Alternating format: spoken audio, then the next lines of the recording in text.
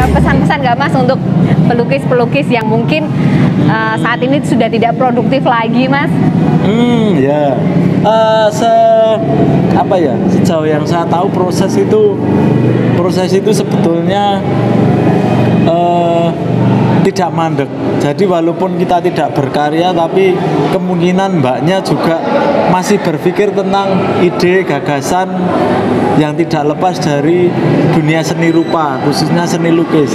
Hanya mungkin untuk memvisualkan atau membekukan ide itu kemungkinan ketika sudah mood mau wis nyepak kanvas seperti saya misal nyepak kanvas ini. Nah, ada bukan gangguan tapi ada sesuatu yang sebetulnya itu bagian dari proses atau ruh karya itu. Misalkan seperti saya ketika ngelukis, saya sekarang sudah tidak di Jogja. Jadi sebetulnya kalau memang iklim seni rupa itu, kalau saya kan lama di Jogja, jadi mungkin seperti yang saya alami itu kalau di Jogja memang asik untuk berkarya. Tapi setelah saya pindah ke Magelang, itu di situ banyak karya yang berdasarkan dari ruh, berasal dari ruh yang melingkupi di sekeliling kita. Seperti misalkan saya hidup di desa. Karya itu dipengaruhi oleh lingkungan karya sekitar. Itu satu. Kedua, ruh dari karya itu, kalau misalkan saya melukis, misalkan kan tadinya mungkin dioyak, ini lukisan ini kudu dadi rong dino. Tapi karena di lingkungan sekitar atau mungkin atmosfer itu yang bukan tidak mendukung, tapi di situ ada banyak kompromi dengan lingkungan. Jadi roh di situ, misalkan saya melukis, itu tidak harus diselesaikan saat itu, karena kita harus kompromi dengan lingkungan sekitar, bahwasanya kita hidup di lingkungan yang baru seperti masyarakat itu. Oh, kudu iki, misal gak gambar, rip iki nganu ono kerja bakti. Nah, misal, nah itu saya masukkan ke dalam ruh karya saya. Benar. Jadi memang harus target, tapi karena kita harus kompromi atau kita sebetulnya hidup itu perlu sosial ya Mas. Nah, seperti itu. Seperti mungkin mbaknya juga mungkin mengalami seperti itu. Nah, lain lagi dengan misal harus deadline mungkin pameran harus jadi seperti, nah itu harus diuyake. Tapi kadang-kadang seperti itu juga agak meleset karena memang kita tidak hidup di alam personal seperti dengan kita harus memenangkan ego kita enggak. Jadi seperti ini, misal kita melukis harus dinikmati oleh lingkungan sekitar, walaupun lingkungan sekitar atau orang-orang di sekeliling itu tidak tahu proses kita seperti itu. Kita memang harus legowo, aja mbedegel nek pernah mengalami seperti itu. Jadi banyak hal seperti mungkin istilahnya seniman atau perupa itu kan kalau di lingkungan mungkin tempat saya tinggal itu masih profesi yang jarang. Nah seperti itu, walaupun di Magelang tidak jauh dari Jogja di situ.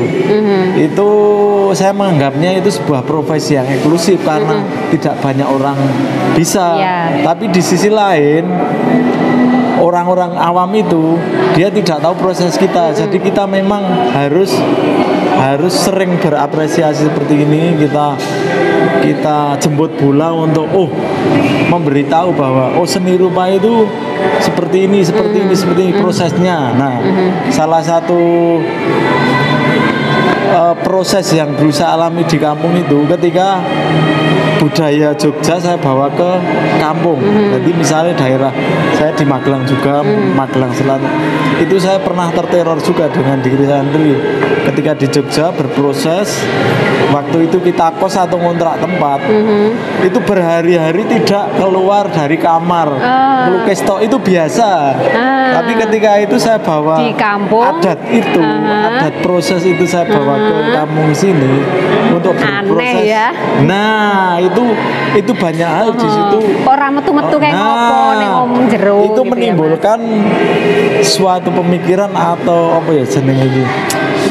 apa ya lengaran itu Kayak basa Jawa negative itu, thinking gitu. Nah, negatif thinking yang berkaitan dengan di luar seni mungkin kayak seniman itu seperti itu toh. Jadi nang kamar terus. Nah, kayak yang iya. saya pernah teror dan takut dengan melukis di rumah itu seperti itu. Jadi bukan disakiti secara fisik enggak, tapi bukan terganggu, tapi itu memang proses yang berjalan nih. Kita bukan terteror, tapi sedikit terteror dengan hal statement wah kayak atau metu opo antisosial gitu ya, itu Ragil satu. Prawo. Terus yang paling parah itu kayak nang jero ngomah iki meng omongan yo ngelenek. Nah, itu tidak lepas dari proses kita berkesenian. Jadi nah untuk saat ini saya mungkin sudah tahu seperti ini kita harus.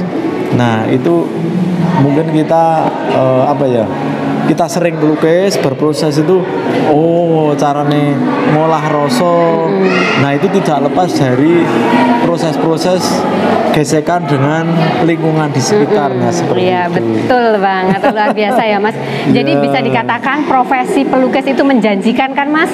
Ya, menjanjikan. Asal kita konsisten ya Mas. Konsisten ya. Luar biasa, karyanya sudah sampai ke dunia ya Mas. Sampai luar negeri ya Mas ya. Ya. Keren banget.